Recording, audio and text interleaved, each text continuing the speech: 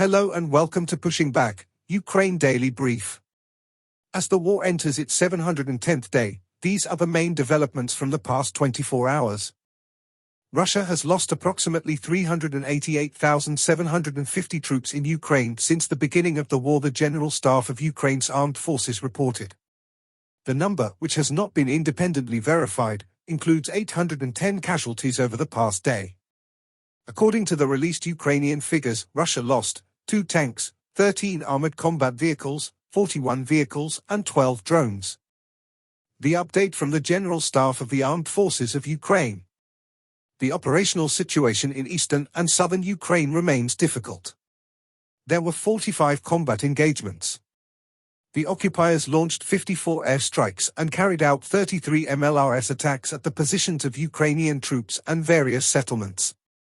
Unfortunately, the Russian terrorist attacks have resulted in civilian injuries. Residential, private and apartment buildings and other civilian infrastructure were destroyed and damaged. The Ukrainian Air Force launched airstrikes on 12 concentrations of troops of the occupiers. The Ukrainian missile troops hit one concentration of troops, one artillery system of the Russian invaders. The UK's Ministry of Defence reports an Su-34 had been shot down and that the Russians are struggling to provide air cover with their ground forces, meaning aircraft are further away from the front line and using glide kits onto cruise weapons. It is also reported that there are now fewer than 1,000 Wagner soldiers in Belarus who are continued to train the Belarusian military and security forces. They will most likely be used to maintain the border security in Belarus. The Institute for the Study of War reports the Kremlin censored a protest by wives of mobilized soldiers in Moscow, likely to suppress any possible resurgence of a broader social movement in support of Russian soldiers and against the regime. Putin may have learned from the Soviet Union's prior failure to completely censor soldiers' relatives and changed tactics, instead using limited censorship and discreditation to keep these movements from building momentum.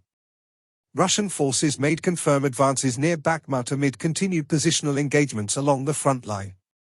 Russian soldiers imprisoned for refusing to fight in Ukraine are reportedly dying in Russian detention. In his nightly video, Zelensky spoke about recovery work is underway in some regions where Russian strikes caused power outages.